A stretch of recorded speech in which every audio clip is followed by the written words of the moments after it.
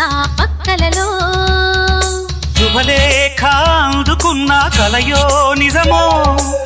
తొలి ముద్దు జాబు రాశ చెలికే ఎప్పుడో శారద మల్లెల పూల జల్లి వెన్నెల నవ్వులలో శ్రావణ సంధ్యలు రంగరిస్తా కన్నులతో శుభలేఖ రాసుకున్న ఎదలో ఎప్పుడో తొలి ముద్దు జాబు రాశ చెలికే ఎప్పుడో